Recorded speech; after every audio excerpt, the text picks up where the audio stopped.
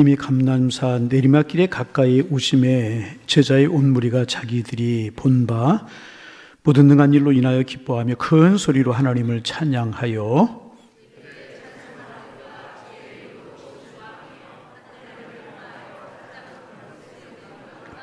무리 중 어떤 바리새인들이 말하되 선생이여 당신의 제자들을 책망하소서 하거늘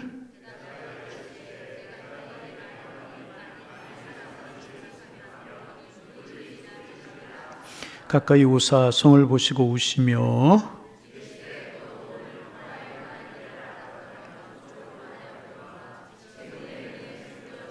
43절 44절 함께 보십니다. 날이 이를 때에 내 원수들이 토둔을 쌓고 너를 둘러 사면으로 거두고 또 너와 및 그 가운데 있는 네 자식들을 땅에 메어치며 돌 하나도 돌 위에 남기지 아니하리니 이는 내가 보살핌 받는 나를 알지 못함을 인함이라 하시니라. 아멘. 하나님, 우리 최리윤 찬양대가 하나님을 찬양한 것처럼 한결같이 우리를 지키시고 인도하셔서 여기까지 오게 하셨사오니 감사합니다. 이 주님 우리의 남은 생에도 지키시고 인도하실 것을 믿는 믿음으로 살게 하셔서 우리의 삶에 감사가 찬양이 경배가 끊이지 않는 삶을 살게 하여 주옵소서. 우리 2023년을 보내는 마지막 수요일에 주님의 성전에 모일 수 있는 믿음을 허락하여 주시오니 감사합니다. 모여서 주님을 찬양하고 경배하오니 우리 가운데 함께 하시고 우리의 찬양과 경배를 받아 주옵소서. 그리고 우리를 축복하여 주옵소서.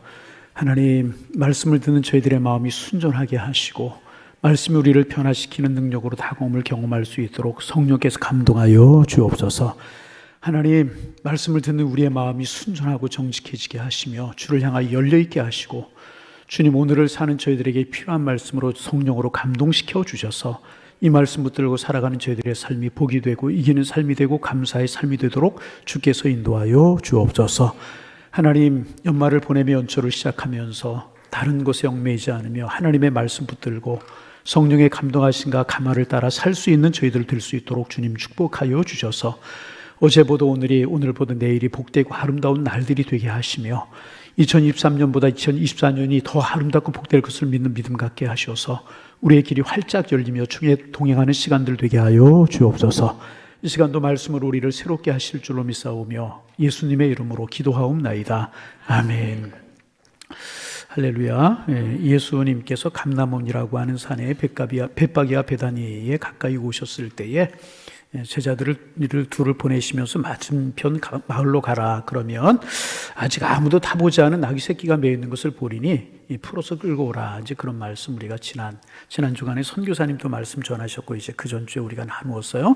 이 두 명의 제자가 누굴까? 아마 베드로와 요한이 아니었을까? 그런 이야기를 하면서 이왕이면 우리가 주님 앞에 쓰임받는 하나님의 사람들이 되기를 원한다. 이제 그런 말씀을 이제 나누었습니다. 그러자 두 명의 제자들이 예수님의 말씀대로 했고 예수님께서는 그 풀어서 끌고 온 나귀를 타시고 예루살렘에 입성하시는 그런 말씀, 지난주 오늘 우리가 나누는 그런 말씀입니다. 그런데 제자들이 이제 예수님께서 나귀 새끼를 끌어오라고 그렇게 말씀을 하시기만 하셨는데 제자들은 한 걸음 더 나아갑니다. 자기들의 겉옷을 벗어서 나귀의 등에 걸쳐놓고 예수님을 나귀에 타시게 이제 했습니다. 이런 모습을 가리켜서 이제 창조적인 순종이다. 예수님 말씀하지 아니하셨는데 예수님 사랑하는 마음으로 주님을 경배하는 마음으로 이제 순종했던 창조적인 순종이다. 그렇게 말씀을 드렸습니다. 예수님이 그렇게 하라고 하신 것이 아닌데 정말 예수님이 귀하고 예수님이 아름답고 그러다 보니 예수님을 사랑하는 마음이 있다 보니까 이제 그렇게 한 것입니다. 그런데 중요한 것은 그 모습을 보고 무리들도 자기들의 옷을 길에다 펴서 깔았다는 것입니다. 선한 영향력이다. 이제 그런 말씀을 나누었습니다. 여러분, 그리고 이것이 이제 복음의 능력인 것입니다. 먼저 믿은 우리 하나님의 사람들이 하나님 앞에서 이런 믿음의 자세를 가질 때 선한 영향력이 퍼져나가게 된다는 것. 제자들이 먼저 나귀 등에 자기들의 겉옷을 걸치지 않았더라면 사람들이 길에다가 겉옷을 펼칠 생각을 못했을 것이라는 것입니다. 여러분, 이스라엘 의복은 우리가 아는 것처럼 이렇게 몸에 걸치고 허리에 띠를 질끈 매면 그게 옷이 되는 것이고 벗으면 저녁에 이부자리가 이제 되는 것이기 때문에 굉장히 소중한 것입니다. 근데 그것을 벗어서 나귀의 등에 이제 깔았다는 것입니다. 그 모습을 보고 다른 사람들이, 무리들이 저렇게 해야 되나 보다. 저분이 말씀하시던 메시아이구나. 다윗의 자손으로 오시는 분이 저분이 맞는구나. 그리고 나도 깔아야지. 그리고 너도 나도 길에 겉옷을 펴서 깔게 되었다는 것입니다. 여러분, 이것이 신앙의 모습이라는 것입니다. 먼저 믿은 사람이, 먼저 진리를 깨달은 사람이, 먼저 하나님께 은혜를 받은 사람이 조금 더 적용을 하면 먼저 직분받은 사람들이 해야 되는 일이고, 이것이 사명이라는 것입니다. 그래서 늘 본을 보이고 늘 사랑하고 늘 축복하고 늘 경배하는 삶을 살아야 되는 것입니다. 여러분, 이 시대에 말이 없어서 사람들이 따르지 않고, 이 시대에 말이 없어서 변하지 않는 것이 아닌 것입니다. 사람이 몰라서 따라가지 않는 것이 결코 아니라는 것입니다. 본을 보이는 사람이 없기 때문에 사람들이 변하지 않는 것이라. 여러분, 이제 목회자들 사이에서, 목회자들 하는 이야기이기 때문에, 하여튼 목회자들 사이에서 그런 이야기 하는 이야기가 있어요. 설교 목회 1년 가고, 설교 목회 몇 년 간다고요? 1년 가. 프로그램 목회 3년 가고. 프로그램 목회 몇 년? 몇 년? 3년. 인격 목회 평생 간다. 무슨 목회가 평생 간다고요? 인격 목회가 평생 간다. 설교 아무리 잘해도요, 좀 길게 보면 3년, 짧게 보면 1년이면요 반복되는 것이 나옵니다. 설교를 그렇게 잘해서 설교의 황태자라고 불렀던 스펄전 목사님, 반복되는 게 없었을까요? 무디 목사님이 얼마나 설교를 잘했습니까? 크리스토토 목사님, 설교의 대가라고 이야기하지 않습니까? 그분들은 다 반복할 수밖에 없었다는 거죠. 왜 그런가? 그럴 수밖에 없는 것이 성경 66권 안에서 이루어지는 말씀이기 때문에 성경 이야기를 하다 보면 반복할 수밖에 없는 것입니다. 그래, 설교 목회 몇 년? 길면 3년, 짧으면 1년. 프로그램 목회 참 좋은 것 같죠. 산뜻하기도 하고, 우리 교회는 프로그램이 많지는 않은 그런 교회이지만은, 그러나 이제 첫 번째 하다 보면, 이렇게 이제 그런 프로그램을 하다 보면 재미가 있거든요. 여러분, 한동안 아버지 학교라는 거, 유행이 돼서 큐티 학교라는 거, 알파라고 하는 거, 그런 거 참 그랬던 적이 있었죠. 근데 사실 가만히 생각해 보면은요, 이제 설교 내용에 들어있던 것들을 조금 더 이렇게 이제 잘 꾸며가지고, 방석도 깔아주고 음식도 해주고 VIP 대접도 해주고 이제 그렇게 사다 보니까 굉장한 것처럼 그렇게 보이는 거거든요. 그런데 알파 하는 교회들도 보면은 몇 기수 하다 보면 그 다음에 잘 안 되는데, 왜? 더 이상 할 사람이 없는 거예요. 아버지 학교도 그렇고 이제 그래요. 모든 것이 물론 필요 없다 그런 얘기 결코 아닌 것입니다. 그래서 이제 목회자들 사이에 하는 이야기가 뭐냐면, 프로그램 목회는 몇 년? 3년 한다. 그런 이야기 합니다. 그런데 인격 목회는 몇 년 간다고요? 평생 간다는 것입니다. 인격 목회라고 하는 게 여러분 뭐겠습니까? 설교 한 대로 사는 것. 여러분, 그런데 설교 한 대로 다 살 수 있을까요? 쉽지 않죠. 그러나 중요한 것은 뭐냐 하면, 설교 한 대로 살려고 노력할 때 존경을 받는다는 거예요. 부족한 것 알아요. 연약한 거 알아요. 그러나 그대로 살려고 노력할 때 존경을 받게 된다는 것입니다. 설교가, 설교한 대로 살려고 노력할 때 설교가 살아난다는 것입니다. 여러분, 이제 한국교회와 세계교회 역사를 볼 때 존경을 받던 설교자들, 목회자들, 한결같이 그런 분들, 설교한 대로 살려고 노력했던 그런 분들, 설교한 대로 살려고 노력했던 그런 분들이 존경을 받고 이제 그러다. 그래서 설교 목회 몇 년? 설교 목회 몇 년? 1년. 그 프로그램 목회 몇 년? 인격 목회? 평생. 이 설교자들, 이제 목회자들 하는 이야기입니다. 가만히 생각하면 일리가 있는 그런 이야기라고 이야기할 수 있어요. 여러분, 지금 무슨 말씀을 나누고 있는 것입니까? 본을 보이는 것이 중요하다는 것이. 그럼 목회자만 그렇겠습니까? 아니라는 거예요. 먼저 믿고, 먼저 신앙생활하고, 먼저 직분을 받은 사람들이 본을 보이는 것이 이렇게 중요하다는 것입니다. 그래서 여러분, 사람이 말로 잘 변화가 안 돼요. 본을 보이는 것으로 변화되게 마련이라는 거죠. 제자들이 겉옷을 벗어서 나귀 등에 깔고 예수님을 태우자 사람들이 다 자기들의 겉옷을 벗어서 길에 깔았다. 제자들을 보고, 앞에 있는 사람은 제자들을 보고, 뒤에 있는 사람은 그렇게 하는 앞에 있는 사람들을 보고 겉옷을 이제 깔게 되었다는 것입니다. 그렇게 해야 되는 줄로 알고, 그래서 반복되는 이야기지만 먼저 믿은 우리가 기도의 본을 보일 때, 왜 장로님이 필요하고 왜 권사님이 필요하다고요? 본 때문에. 본 보고 따라갈 수밖에 없는 것이라는 것입니다.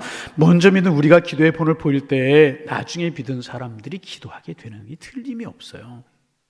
먼저 믿은 우리가 예배 소중하게 여길 때 무엇보다도 신앙과 믿음 흔들리지 않고 하나님 소중하게 여기고 기도와 말씀 중요하게 여기고 신앙생활할 때, 그래서 예배 빠지지 않으려고 노력할 때 초신자들, 나중에 믿은 사람들이 따라오게 되는 것이라.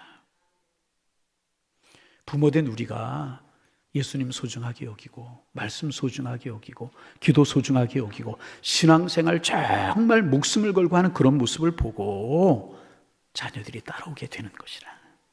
이 본이라고 하는 게 그만큼 중요합니다. 여러분, 우리 모두 우리가 완전하지는 않지만 그렇게 말씀대로 살려고 노력할 때 주변이 변화될 줄로 믿습니다. 여러분의 가정이 변화되고 여러분의 자녀들이 변화되고 초신자들이 따라오게 되는 것이라. 여러분, 우리 이렇게 살려고 하는 노력이 부족하지만 이렇게 살려고 하는 노력이 우리에게 있어서 정말 주님의 아름다운 모습들이, 주님의 공동체의 아름다운 모습들이 우리 교회와 여러분들의 가정 가운데, 여러분의 삶의 주변에 넘쳐나기를 주님의 이름으로 축복합니다.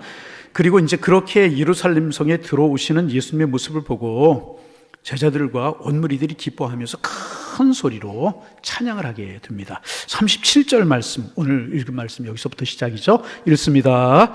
이미 감람산 내리막길에 가까이 오심에 제자의 온 무리가 자기들이 본 바 모든 능한 일로 인하여 기뻐하며 큰 소리로 하나님을 찬양하였다. 그렇게 되어 있어요. 여러분 가만히 보세요.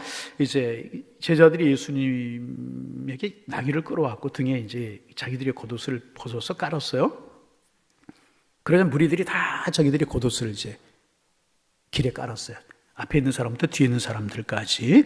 그리고 이제 찬송을 하고, 다른 복음서에 보면 호산나 다윗에서 오시는 이여, 그러면서 이제 찬양을, 종려나무가지를 들고 이제 찬양을 하게 됩니다. 기뻐하면서 온 무리가 다 찬양을 하는데, 가만히 30절 말씀을 보세요.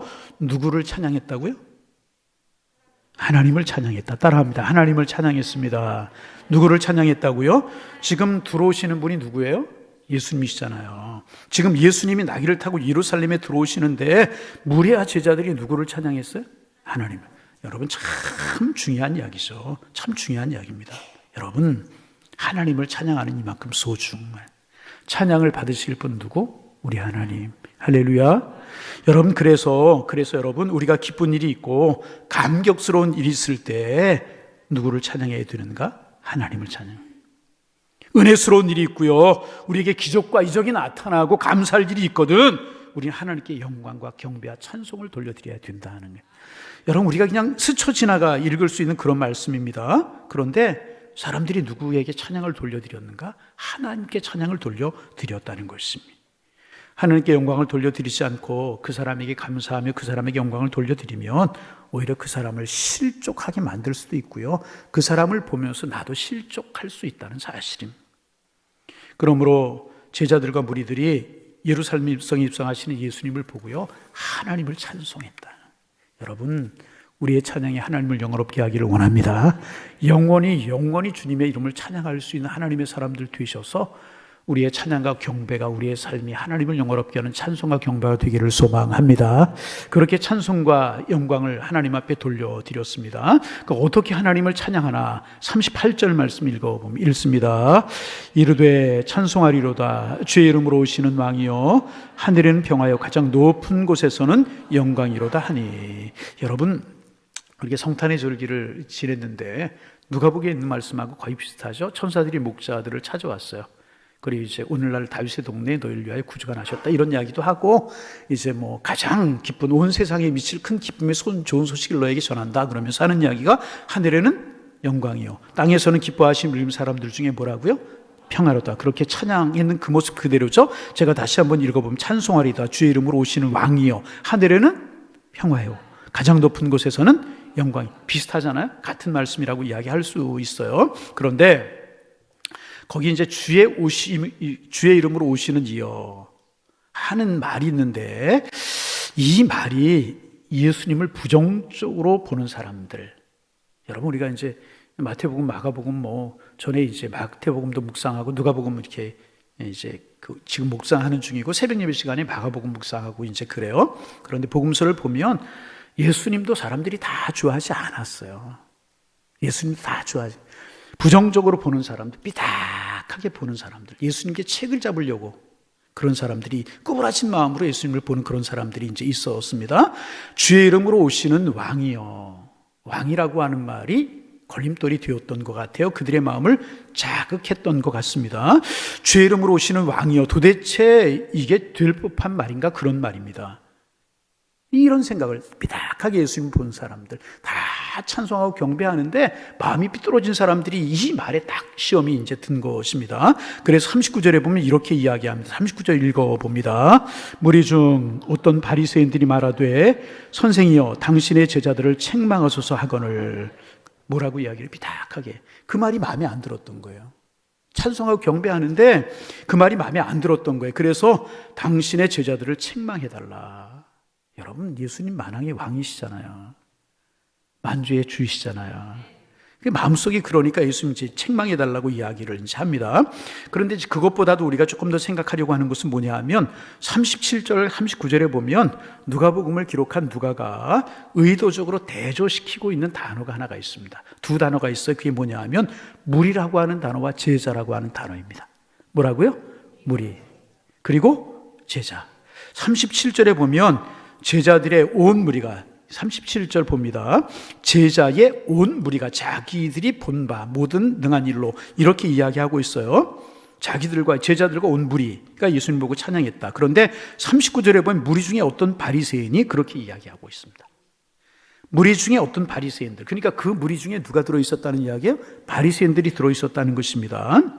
이 말은 제자들과 함께 하나님을 찬양하던 하며 따르던 그 무리 중에 있었던 바리새인들을 가리키는 그러한 이야기입니다. 그런데 그러니까 예수님이 찬양을 받으시고 하나님께 영광을 돌리는 것을 보고 이제 이렇게 안 좋게 꼬부러진 마음을 가지고 보는 사람들이 있었는데 그들이 누군가 하면 무리 중에 있었던 바리새인들이다. 그렇게 이제 누가는 기록하고 있습니다. 여러분, 우리는 여기에서 간단한 원리를 하나 이제 배울 수가 있습니다. 한국교회 이제 제자훈련이 한창 유행이고 그랬었는데요. 우리 신앙생활의 궁극적인 목적이 천국 가기를 원하고 영생 얻는 거죠. 그러나 우리가 우리의 삶을 주님 본받는 삶, 그게 우리 신앙생활의 목표이지 않습니까? 주님 본받는 삶을 가리켜 주님의 제자가 되는 것이다. 이제 그렇게 이야기를 하는데 여러분, 주님의 전 제자들 되시기를 소망합니다. 여기서 우리는 무리와 제자, 여러 가지로 무리가 뭐고 제자가 뭐냐, 여러 가지로 정의할 수 있지만 오늘 본문에서 이야기하는 누가의 무리와 이제 제자의 정의를 좀 찾아볼 수가 있습니다. 어떤 사람이 제자인가 하면 이제 최소한 오늘 본문을 통해서 보면 어떤 사람이 제자인가? 변하지 않는 사람이 제자라는 거예요.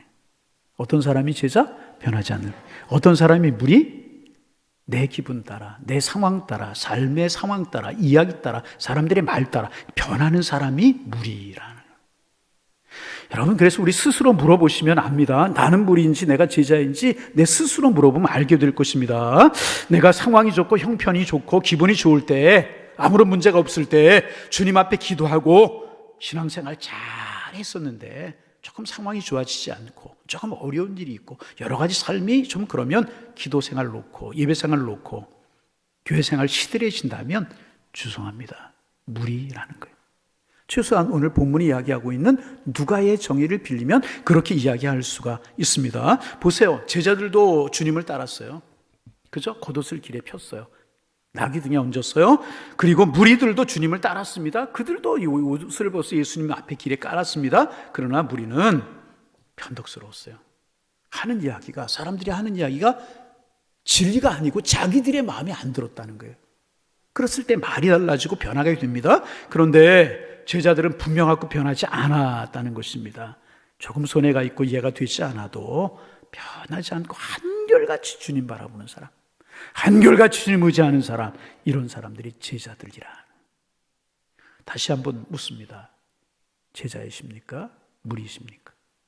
여러분, 우리의 신앙생활이, 우리의 믿음이 환경, 사람들의 말, 내 감정 이런 것이 아니고 주님과 주님의 말씀에 근거한 우리의 신앙이 되기를 소망합니다. 주님의 말씀은 진리예요. 주님은 진리, 변함이 없어요. 거기에 근거를 두고 신앙생활하는 사람 삶의 상황이 어떻든지 누가 뭐라고 그래, 다른 사람이 어떻게 신앙생활하든지 그거 중요한 것 아니고 한결같이 주님 바라보고 주님을 향하여서 믿음의 경주를 하는 사람들, 주님의 제자인 줄로 믿습니다.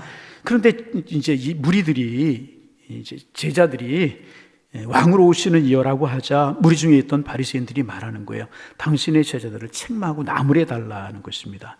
당신의 제자들이 당신을 왕이라고 해서 하면서 이제 이제 그렇게 이야기를 하고 있는데 혼을 내주라. 그런 이야기를 하고 있는 것입니다. 그러자 예수님께서 무엇이라고 대답하는가? 40절 말씀 같이 한번 읽어봅니다. 대답하여 이르시되 내가 너에게 말하노니 만일 이 사람들이 침묵하면 돌들이 소리를 지르라 하시니라. 하박국 2장 11절 말씀을 인용해서 예수님께서 이제 말씀하시는 것이죠. 마땅히 하나님께 올려드려야 하고 마땅히 하나님께 바쳐야 하는 영광과 존귀는 마땅히 돌려드려야 된다. 우리가 그렇게 하지 않을 때, 우리가 하나님을 경배하고 우리가 찬양하지 않고 찬양하고 경배를 뺏겨버리고 말 때 돌들이 소리를 지를 것이다. 주님 그렇게 말씀을 하셨습니다. 저들이 저렇게 찬미하고 저렇게 경배하지 않고 하나님께 영광을 돌려드리지 않으면 돌들이 소리를 지를 것이다. 어리석은 일이 될 것이다. 주님 그렇게 말씀하고 계시는 것입니다. 여러분, 주님은 마땅히 우리의 찬양과 경배를 받으셔야 되는 분인 줄로 믿습니다. 그래서 여러분 찬양할 때 그 주님을 사랑하는 마음으로 온 마음과 힘을 다하여 주님을 찬양하시기를 바랍니다.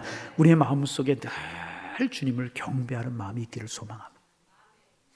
오늘 말씀을 준비하면서 좀 생각해 봤어요. 내가 하루하루 살아가는데 내 입술에 내 마음속에 주님을 찬양함이 얼마나 되는가. 전에도 한번 이야기했죠. 제가 지난번 기회에서 이제 경로대학을 담당했는데 경로대학 참 재미나게 해서 선생님들이 한 30명 되고 또 주방에서 이제 그 밥을 해주시고 그러는 분들 목요일날 점심을 대접하니까 봉사하는 분들이 권사님, 집사님들이 한 20여 분, 봉사자들이 한 50명 되고 경로대 학생들이 500명 정도. 근데 그 교회 교인들 한 70명 되고 나머지는 다 이제 그 교회 교인들이 아니고 안산에서 오고 뭐 저 인천에서도 오고 멀리 의정부에서도 오고 이제 경로대학을 잘한다는 그런 소문이 나서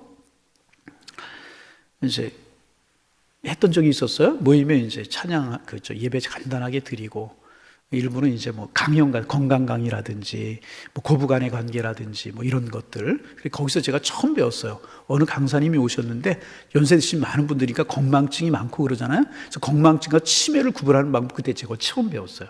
그분이 손에 차키를 들고 이런 말씀을 하셨어요. 이제 건망증과 치매의 차이는 뭐냐 하면, 키를 손에다 들고 키가 어딘가 있는가를 찾으면 이건 뭐다? 이건 건망증이래요. 그러니까 조금 적용해서 이야기하면 고등어는 신발장에 신발은 냉장고에 그건 뭐라고요? 여러분 그건 뭐라고요? 건망증이 건망증. 근데 손에 차키를 들고 한참을 보면서 이게 뭐 하는 거지? 이게 뭐라고요? 여러분 한번 주머니에 키 있으면 들고 한번 보세요. 이게 뭐 하는 건가? 그런 이야기도 이제 배우고 그리고 점심 먹고 그런 강연이 끝나면 점심 먹고 오후 시간에는 그때 이제 제가 있을 때 한 16개 반, 서예 반, 종이접기 반, 한글 반, 한글 모르시는 분들이 있어서 한글 가르쳐 드리고 며느리에게 편지 쓰고 이제 그런 것들, 게이트볼 반, 찬양 반, 노래 반, 포크 댄스 반. 그런데 포크 댄스 반에서요. 짝을 바꿔 드리면 난리가 나요. 이게. 그렇게 이제 재미나게 이제 하고 그랬어요. 그런데 이제 봄, 가을에, 봄에는 소풍 가고 가을에는 수학여행을 가고 그래. 제가 그때 뭐 대한항공을 전체 전세는 거나 마찬가지로 해가지고 제주도를 한번 모시고 왔던 적이 있었는데 관광차가 막 12대씩 다니고 막 그렇게 굉장하죠, 행렬이. 근데 할머니들이 참 이상해요. 실내에 있으면은 힘이 없고 기운이 없다가도 소풍 가거나 수학여행 간다고 차에 올라타기만 하면 2박 3일을 뛰시면서 막, 어디서 그런 기력이 나오는지. 근데 이제 노래반이 있고, 그러면 찬양도 하지만 차에서 뛰시기 시작하면 유행가들도 많이 하고 그러시는데, 젊은이들 하는 노래 다 해요, 어른들이. 어느 날 제 입에서 무슨 노래가 이렇게 흥얼흥얼 그러면 나오더라고요. 그래서 이게 저는 찬양인 줄 알았어요. 그런데 무슨 노래가 나오냐면, 별처럼 아름답던 사랑이여. 복음송이에요, 찬양이에요? 유행가. 제가 저도 모르게 그 분위기에 이렇게 젖어 있으니까 그런 노래가 입에서 나오더라고요. 여러분, 오늘 설교 준비를 하면서 이 근래에 내 입술에 찬양이 많았는가? 아니면 빈 마음으로 살아갔는가? 그런 생각이 들었어요. 여러분, 우리의 가슴과 우리의 영혼이 주님으로 꽉 채워지기를 소망합니다. 그렇지 않으니까 세상 것들로 채워지고 사람들의 소리로 채워지고 그죠? 그런 걸로 채워지잖아요. 죄송합니다. 오늘도 제가 오전에 이제 그 전도대원들이 전도 나가고 나면 저는 사무실에서 그날 공과, 구역장 공부 공과를 만들고 이제 그러거든요. 그러다 우연히 인터넷을 열게 됐어요. 그랬더니 연예인이 자살해서 죽은 이야기가 나왔더라고요. 그죠? 들으셨죠? 보셨죠? 그거 봐. 성경은 안 봐도 다 봤잖아요. 이거는. 그런 괜히 마음이 이상해지는 거예요. 여러분, 우리의 마음이 그런 것들로 치워지는 것이 아니라 주님으로 치워지기를 소망합니다. 그러면 모르는 사이에 누구 닮아가요? 주님. 내 마음이 비워졌으니까 사람의 소리, 세상의 사건들, 그런 것들을 우리의 마음이 치워지는 거예요. 여러분, 이 연말연시를 지내면서 주님의 은혜로, 주님의 말씀으로 가득 채워져서 점점 주님 가까워지는 주님의 제자들 되어지기를 소망합니다. 우리의 생명이 다하는 그날까지 주님을 송축하고 주님을 찬양하며 살아가는 양일의 식구들이 다 되실 수 있기를 주님의 이름으로 축원합니다. 어느 곳에 가든지 어디에 있든지 하나님의 사랑을 깨달은 하나님의 사람들은 하나님을 찬양함이 마땅한, 우리가 하나님을 찬양하지 않으면 돌들이 소리를 지를 것이다. 이게 얼마나 가슴 아프니. 돌들이 어떻게 소리를 지르겠어요? 우리가 찬양함이, 하나님을 경배함이 마땅하다. 그런 이야기를 하고 계시는 것입니다. 그래서 여러분, 우리는 무리가 아니라 제자로 선신하는 하나님의 사람들 되기를 소망합니다. 변하면 안 돼. 자꾸 변하면. 우리는 자꾸 변하는 사람, 그러나 제자는 변하지 않아 한결같이 주의 말씀에 서서 믿음의 길을 걸어가는 사람들, 하나님의 사람, 제자들이라. 여러분, 새해에 우리 그런 삶을 살기로, 다시 우리 그런 삶 이제까지 살아왔지만 새해에는 또 그런 삶을 살아가기로 오늘 저녁에 기도하고 다짐하는 그런 시간 되기를 소망합니다. 자, 이제 41절입니다. 41절 읽겠습니다. 가까이 오사 성을 보시고 우시며, 예수님께서 우셨다는 말씀이 기록되고 있습니다. 나귀를 타시고, 이제 예수님의 모습을 머릿속에 그릴 수 있잖아요. 나귀를 타시자 사람들이 길에 겉옷을 깔아요. 종려나무까지를 흔드는 사람, 다윗에서 오신 예수여, 하늘의 영광 땅, 이건 이제 노래하면서 예수님 이제 예루살렘 성으로 이제 입성하시는 거예요. 그런데 예루살렘 성 가까이 오시자 그 예루살렘 성을 보시면서 우셨다. 우시면서 말씀을 하셨습니다. 42절 말씀 읽습니다. 이르시되 너도 오늘 평화에 관한 일을 알았더라면 좋을 뻔하였거니와 지금 내 눈에 숨겨졌도다. 이게 무슨 말씀이신가? 학자들이 이제 이렇게 해석을 합니다. 예수님께서 이렇게 예루살렘 성에 입성하시고 일주일 뒤에 십자가에서 죽으시잖아요. 그죠? 입성하시고 이제 일주일 뒤에 십자가에서 죽으시는데, 예수님이 그렇게 십자가에서 죽으시고 난 뒤 47년, 48년, AD 70년에 이스라엘의 역사적으로 큰 일이 일어나죠. 로마의 디도 장군이 군사를 거느리고 이제 예루살렘을 침공을 해서 예루살렘을 에워쌉니다. 완전히 에워싸서 성 안으로 들어가는 사람도 없게 만들고 성 밖으로 나가는 사람도 없게 만드는 거예요. 그러니까 예루살렘 성 안에 어떤 일이 벌어지냐 하면 물이 없고 마실 물이 없어지게 되고 식량이 없어지게 되는 거예요. 아주 비참한 상황이 되게 되는데, 그래서 기록에 의하면 어떤 기록까지 있느냐 하면 성 안에서 너무너무 먹을 것이 없고 기어 상태에 빠지니까 자기의 자녀들을 삶아서 먹는, 한 사람도 안 놀래요. 한 사람 자기의 자녀들을 삶아서 먹는 그런 일까지 벌어졌다. 끔찍한 일이 곡식이 떨어져서 먹을 것이 없으니까 그런 일까지 벌어지는 일이 생겼다는 것입니다. 그리고 결국 예루살렘 사람들이 다 죽임을 당하게 돼요. 디도 장군에 의해서 죽임을 당하게 되고, 살아남은 사람들은 노예에 끌려가고 성 다 파괴되고 돌 위에 돌 하나도 없어질 정도로. 그래서 나중에 고고학자들이 예루살렘 성을 발굴했는데 어디가 예루살렘 성인지 어디가 성터인지 모를 정도로 철저하게 예루살렘 성이 파괴되게 이제 됩니다. 예수님 그 말씀을 하고 계신다는 거예요. 지금 사람들은 모르지만, 여러분 그렇잖아요. 40년 뒤, 7, 8년 뒤 있을 그럴 일을 어떻게 알 수 있겠습니까? 사람들은 그 일을 몰랐다는 것입니다. 그런데 주님의 눈에는 그 일이 눈에 보이는 것이라. 여러분, 반복하지만 40년 뒤의 일을 우리는 모르잖아요. 그런데 우리가 한번 상상해 볼 수는 있을 것입니다. 여러분, 이제 40년 후에 여러분의 모습이 어떨 것 같아요? 여러분의 모습, 저는 둘 중에 하나일 것 같아요. 하나는 세상을 떠나 있든지, 그렇잖아요. 이거 뭐 순리잖아요. 세상을 떠나 천국에 가 있든지, 아니면 살아있으면 할아버지가 돼 있든지. 그쵸? 머리는 더 빠져 있을 것이고, 이제 하여튼 뭐, 그렇게 될 것이라는 말이죠.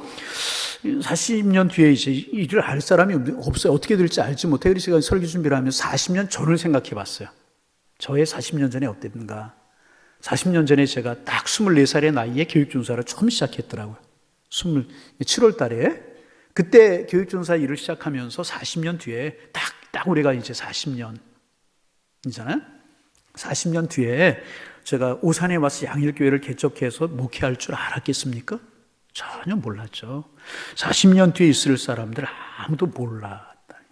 그러나 그래서 그들의 눈이 가려 있었는데 예수님은 아시고 계셨다는 거예요.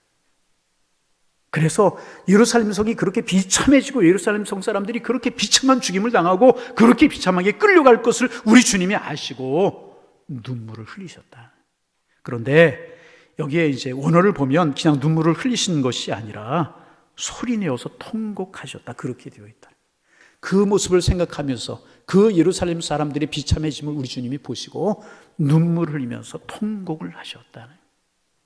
여러분 성경에 보면은요, 예수님께서 우셨다는 기록이 3번 나와요. 3번. 가만히 여러분 기억을 되살려 보시길 바랍니다. 언제 우셨나요? 첫 번째 사건은 뭐냐 하면 나사로의 죽음을 보시고 우신 거예요. 베다니의 마르다 마리아, 나사로 살고 있었잖아요. 근데 나사로가 병에 걸려서 죽었어요. 예수님께서 아마 이제 이렇게 나사로의 집에 자주 가셨던, 마리아의 집이 있는 곳이 자주 가셨던 것 같아요. 그도 그럴 것이 예수님께서 평생에 이제 그 예루살렘을 한 8번 정도 올라가셨다고 그러는데, 여리고를 거쳐서 예루살렘으로 가려면 베다니를 통해서 가게 그렇게 이제 구조가 되어 있었는데, 이제 그 한마디로 달동네, 어려운 사람들이 살고 있었던 그런 동네였었는데, 나사로 마르다가 살고 있는 이 집이 아마 예수님을 편안하게 해드렸던 것 같아요. 이제 예수님께 그 집에 가셨던 기록이 몇 번 나오지 않습니까? 그런데 그 나사로가 죽었어요. 그리고 하나하는 무리들을 보시고 예수님께서 이제 눈물을 늘 쉬고 가셨던 그런 집에 나사로가 죽은 것을 보시고 이제 우셨어요. 그러니까 이제 뭐 이때 예수님께서 우신 것은 뭐냐 하면 이제 소리내어 우신 것이 아니고 예수님께 눈물을 흘리시면서 이제 우신 것으로 그렇게 이제 보면 되는데, 여기서 예루살렘을 보시고 이제 우셨다라고 하는 것은 뭐냐 하면 소리내어서 우셨다, 통곡하며 우셨다. 예루살렘 보시면서 이제 그렇게 우셨다는 것입니다.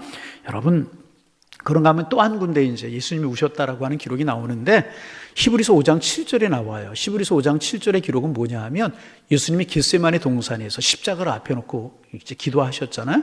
그때 복음서에는 우셨다는 기록이 없는데 히브리서를 기록한 히브리서 기자가 예수님께서 거기서 통곡하며 울며 기도하셨다고 기록을 하고 있습니다. 히브리서 5장 7절에 이제 그렇게 기록을 하고 있습니다. 그러니까 이제 헬라어 원문으로 보면 예수님께서 3번 우신 것이 기록이 되고 있는데, 제일 약한 것이 뭐냐 하면 나사로의 죽음을 보시고 우신 것입니다. 그 다음 뭐냐 하면 조금 통곡하며 우신 것이 뭐냐 하면 예루살렘 성의 장례를 내다보시면서 우신 것이고, 제일 심하게 우신 것이 뭐냐 하면 겟세마네 동산에서 십자가를 앞에 놓고 우신 것이라는 것입니다. 자신의 사명을 앞에 놓고 십자가를 놓고 우셨다. 제일 심하게 애통하면서 예수님께 눈물을 이제 흘리셨다는 것입니다. 여러분, 주님을 따르는 주님의 사람들, 우리에게도 이 3 종류의 눈물이 있어야 될 것이라는 거예요. 첫 번째 눈물은 뭔가? 첫째 눈물은 뭐냐면 인정 어린 눈물. 무슨 눈물? 인정 어린. 사랑했던 사람이 세상을 떠나는, 아꼈던 사람이 세상을 떠나는 것을 보시고 우셨다는 거예요. 여러분, 사람 중에 이제 인정이 없는 사람들 별로 재미가 없어요. 그죠? 정이 안 갑니다. 그래서 여러분, 그리스도인은요 늘 가슴이 따뜻해야 돼요. 기쁜 모습 보고 기뻐해 줄 알고.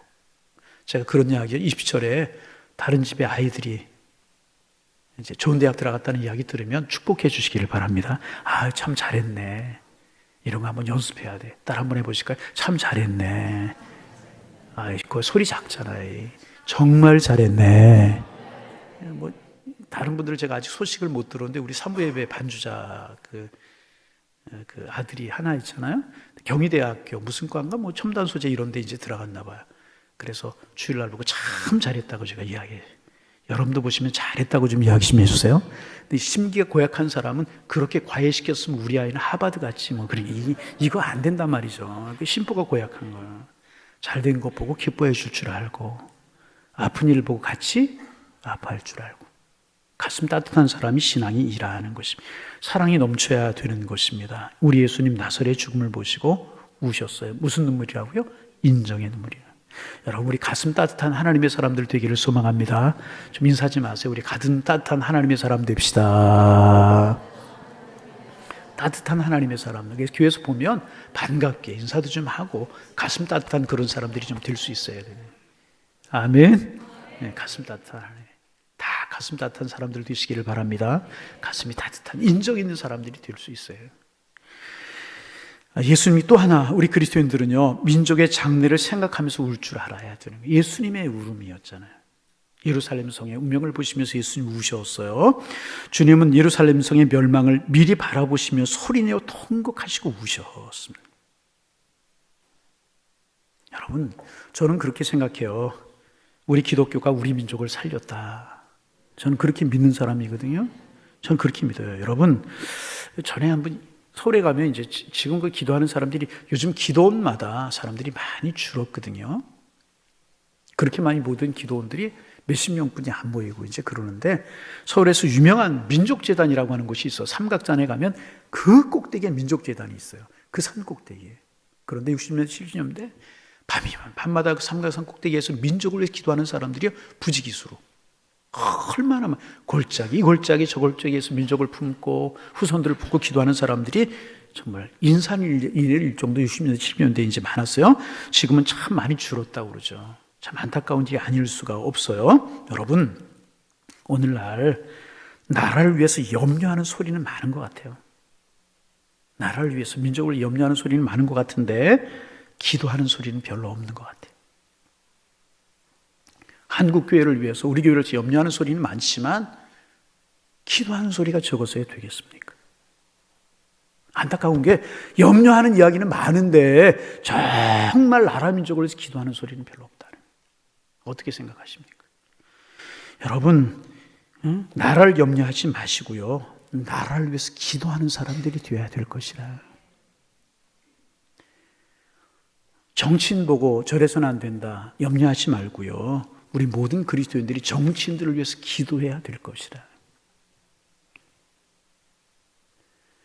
여러분, 그렇죠. 여러분 기억하세요. 역사는요, 염려할 때 변화되는 것이 아니고요, 역사는 하나님의 사람들이 기도할 때 변화되는 것이라. 저는 이거 철저하게 믿는 사람이에요. 염려하고 이러고 저러고 그런다고 변화되는 것 아니고요, 기도할 때 변화돼요. 왜? 하나님이 하셔야 되기 때문에. 기도는 하나님이 움직이는 힘이잖아요. 여러분, 나라 역사가 정치인들에 의해서 변화되든가요? 절대로 그런 일 없어요. 그리스도인들에 의해서 변화되게 되는 것이라. 할렐루야. 나라 민족을 위해서 기도하는 우리가 되기를 소망합니다. 예수님 예루살렘 성의 장대를 내다보시면서 통곡하셨다는, 아픈 마음을 가지고 통곡하셨다는.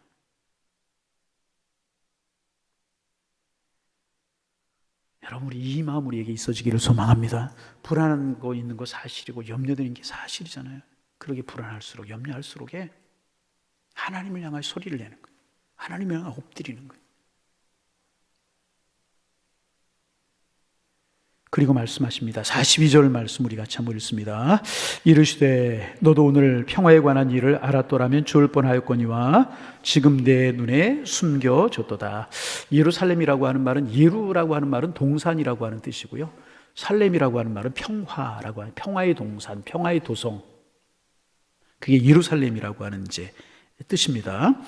그래 주님은 내 이름이 평화의 도성이지만 평화에 대해서 알지 못하는구나, 지금 내 눈에는 숨겨졌구나, 이렇게 말씀하고 계시니, 여러분 다시 한번 말씀드립니다. 다른 사람 뭐라고 할지라도 우리 하나님의 사람들, 우리 항일의 권속들, 이 나라와 이 민족을 바라보면서 눈물을 흘려 기도하는 우리가 되기를 소망합니다. 새벽에도 좀 나와 기도하시고요, 금요일도 나와서 좀 기도하고, 기도 소리가 하나님의 나라에 이르도록 우리의 기도가 천사들의 손에 들려서 금양루에 담겨져서 하나님의 나라에 상달되도록 기도하는 하나님의 사람들 되기를 소망합니다. 기도할 일 많잖아요. 북녘의 동포들을 위해서 우리가 기도해야 되고, 늘 말씀드리는 말씀 오늘 또 하려고 합니다. 여러분, 우리가 우리들의 자녀들에게 우리들이 살던 세대보다 더 좋은 나라 물려줘야 되잖아요. 다윗은 솔로몬에게 그렇게 했어요. 그렇잖아요? 좋은 나라. 아버지에게서 물려받은 나라를 더 발전시키고 발달시키고 솔로몬에게 더 좋은 나라를 물려줬잖아요. 근데 솔로몬은 자녀들이 그렇게 하지 못했어요. 우상숭배 이런 것들은 말. 걱정되는 게 그거예요. 우리가 우리나라의 전성기, 최고의 전성기를 살면 안 되잖아요. 우리의 자녀들이 더 전성기를 살고 그 자녀들은 더 잘 사는 나라에 살고 더 복된 나라, 영적으로도 마찬가지. 우리 교회가 지금이 전성기가 되면 안 되고 다음 세대가 더 전성기가 돼야 되고 우리 가정이 지금이 최고에 있으면 안 되고 다음은 자녀들이 더 복이 되는 그런 인생이 돼야 되지 않습니까? 그러기 위해서 우리가 해야 될 일이 무엇이겠습니까? 기도하는 일이라. 여러분, 그런 것들을 끌어안고 기도하는 우리가 되기를 소망합니다. 이와 같은 예수님께서는요, 예루살렘을 보시고 나라의 장래한 미래를 보시고요, 소리내서 통곡하며 우셨다는 거예요. 이런 그리스도인들이, 이런 하나님의 사람들이 많이 세워졌으면 좋겠어요. 이래야 된다, 저래야 된다, 말하는 사람 많고 염려하는 사람 많고 이래야 저래야 된다, 막 이렇게 무슨 나뉘어서 이야기하는 사람 많지만 정말 나라 민족의 장래를 위해서 기도하는 사람 많지 않은 거예요. 이게 아픈 현실이라.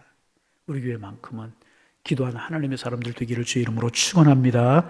또 하나의 눈물이, 우리 그리스도인들이 가져야 될 눈물이 있습니다. 그것은 뭐냐? 사명을 위해서 흘리는 눈물이라는 거예요. 무엇? 사명을 위해. 여러분, 내가 져야 될 십자가, 내가 감당해야 될 몫을 생각하면서 눈물 흘려본 적 있으십니까? 아니, 조금 더 구체적으로 말씀을 드리면 내가 맡은 직분 잘 감당해야 되는데, 내가 맡은 직분 하나님 앞에 잘 감당해야 되는데, 안타까운 마음을 가지고 하나님 앞에 눈물을 흘려 기도해 본 적이 있으십니까? 내가 참아야 하고 내가 인내하는 것 때문에, 내가 하나님의 사람이기 때문에, 사명을 맡은 사람이기 때문에, 직분자이기 때문에 내가 참고 인내하고 그 길을 걸어가야 되는 것 때문에 눈물을 하나님 앞에 기도해 본 적이 있으십니까? 사명을 위해서 우리 주님 겟세마네 동산에 통곡하며 땀방울이 핏방울이 되기까지 기도하셨어요. 십자가를 놓고 하나님 앞에 사명을 위해서 정말 할 수만 있으면 이 잔을 여기서 피하게 해달라. 그러나 나의 원대로 하지 마옵시고 아버지의 원대로 되기를 원하노라. 주님 이렇게 사명을 위해서 눈물 흘리며 통곡하시면서 기도하셨다는 것입니다. 구역장을 위해서, 교사를 위해서, 내 맡은 직분을 위해서, 권사님수자, 장로, 목사의 사명을 위해서, 집사의 사명을 위해서 하나님 앞에 눈물을 흘려 기도해 본 적이 있느냐? 하나님 내게 맡겨주신 그 사명 때문에 정말 몸부림치며 하나님 앞에 기도해 본 적이 있는가? 여러분, 사명을 위해서 우리가 눈물을 흘리면 사명을 감당할 수 있는 건강도 주시고 환경도 주시고 다 채우실 줄로 믿습니다. 이게 여러분 성의 신앙의 원칙이에요. 늘 말씀드리잖아요. 그 능력을 감당할 수 있는 사람이 되어서 그 능력을 감당할 수 있어서 그 사람 그 직분 감당하는 거 아니고요. 직분을 감당하려고 할 때 하나님이 은혜를 주시는 거예요. 지혜를 주시는 거예요. 능력을 주시는 거예요. 그래서 여러분 사명을 위해서 눈물을 흘리는 사람이 되시기를 바라고 그 사명을 기쁨으로 감당하여서 여러분 하나님 앞에 합한 하나님의 사람들 되시기를 바랍니다. 그때 영광이 있게 되는 것이고 그때 기쁨이 있게 되는 거예요. 여러분 늘 많이 하는 이야기 있잖아요. 노 크로스 노 크라운이라고 하는. 노 크로스 노 크라운. 희생이 있는 곳에, 십자가가 있는 곳에 영광도 있는 것입니다. 그러나 십자가를 지고 희생하면 영광이 있게 되는, 그러나 희생이 없고 십자가가 없으면 영광도 없는 것이라. 나를 위해 살지 마시고요, 주님을 위해 살 때 주님께서 우리를 영광스럽게 우리를 채워주실 줄로 믿습니다. 세 가지 눈물이 있어야 돼요. 고통당하고 어려움을 당하는 이웃을 위한 인정의 눈물이 우리에게 있어야 되고, 나라 민족을 위한 북녘의 동포들을 위한 사랑의 눈물이 우리에게 있어야 되는 것이고, 내가 져야 될 십자가를 기억하고 내 사명을 위해서 흘리는 사명의 눈물이 우리에게 있어야 되는 것입니다. 그리고 이 세 가지 눈물을 보여주신 분이 우리 주님이시라. 자, 마지막으로 43절 44절 읽겠습니다. 같이 읽습니다. 날이 이를지라 내 원수들이 도둔을 쌓고 너를 둘러 사면으로 거두고 또 너와 및 그 가운데 있는 내 자식들을 땅에 메어치며 돌 하나도 후에 남기지 아니하리니 이는 내가 보살핌 받은 나를 알지 못함을 인함이라 하시니라. 예루살렘의 멸망을 예언하고 계시는 거죠. 그리고 주님의 예언은 그대로 이루어졌습니다. 디도 장군이 정말 군사를 거느리고 침공을 해와서 예루살렘에서 끔찍하게 멸망이 파괴되고 돌 위에 돌 하나 남지 않고 다 죽게 되는 그런 일이 벌어졌잖아요. 정말 돌 위에 돌 하나가 남지 않았다는 것입니다. 말씀을 이제 마치려고 합니다. 지난 시간, 이 시간 통해서 예수님은 어떤 분으로 오셨는가 우리가 살펴보았어요. 그래서 예수님의 정체성 보여주고 있어요. 나귀 새끼를 타고 입성하시면서 왕으로 오신 주님의 모습, 메시아로 오신 주님의 모습을 보여주셨고, 예수님은 여러분 우리의 왕이신 줄로 믿습니다. 예수님은 예루살렘 성을 보고 오시면서 선지자로서의 모습을 보여주셨습니다. 예루살렘의 미래를 예언하셨잖아요. 선자의 모습을 보여주셨고, 그리고 이제 나중에 우리가 계속해서 앞으로 이제 보겠지만 성전을 청결케 하시는 제사장의 모습을 보여주셨습니다. 그래서 우리 주님이 어떤 분이신가? 왕이시고 선지자이시고 제사장이십니다. 예수님을 찬양하면서 그 주님과 더불어 살아가시는, 그리고 우리의 사명을 위해서, 나라와 이웃을 위해서 눈물을 흘리며 살아가는 우리가 되어서 하나님 우리의 기도와 우리의 눈물을 보시고 우리의 삶의 주변에 평안을 주시고 축복을 주시는 이런 은혜가 우리들로 말미암아 이루어지는 그런 축복을 누리며 살아가는 하나님의 사람들이 다 되실 수 있기를 주님의 이름으로 축원합니다. 축원합니다. 기도하겠습니다. 하나님, 우리 물이 되지 않고 제자 되게 하여 주옵소서. 삶의 상황 따라, 말에 따라, 기분에 따라, 환경에 따라 변하는 저희들 되지 않게 하시고, 우리의 신앙이 주님과 주님의 말씀 진리에 서게 하셔서 절대로 흔들리지 않는 그런 신앙 되게 하여 주옵소서. 새해는 저희들의 믿음이 더 진보하고 진보해서 주님이 기뻐할 만한 하나님의 사람, 제자들 다 될 수 있도록 은혜 위에 은혜를 도하여 주옵시고, 그 모습 가지고 주님을 찬양하고 경배하며 살아가는 하나님의 사람들 되게 하셔서 하나님 앞에 기쁨이 되게 하여 주옵소서. 우리 주님 눈물을 흘리시고 우셨던 그런 모습을 통해서 우리가 흘려야 될 세 가지 눈물을 우리가 보았습니다. 인정의 눈물이 있고 사랑의 눈물이 있고 사명의 눈물이 있게 하셔서 우리가 하는 곳마다 주님의 평안, 주님의 사랑, 주님의 축복 이루어지게 하여 주옵소서. 하나님 아버지, 정말 어려운 사람 붙들고 함께 눈물을 흘릴 줄 아는 저희들을 되게, 가슴이 따뜻한 하나님의 사람들 되게 하여 주옵소서. 거기서 끝나지 않고 나라 민족과 한국교회 북녘의 동포들을 위해서 끌어안고 기도할 수 있는 하나님의 사람들 저희 교회가 되게 하여 주옵소서. 내가 맡은 직분, 주신 사명들 귀하게 여기고 이것을 위해 눈물려 기도하게 하셔서 우리 하나님 앞에 기쁨이 되고 사명 잘 감당하는 주님의 사람들 되게 하셔서 주님의 영광, 주님의 축복을 보며 살아가는 하나님의 사람들 되게 하여 주옵소서. 예수님의 이름으로 기도하옵나이다. 아멘.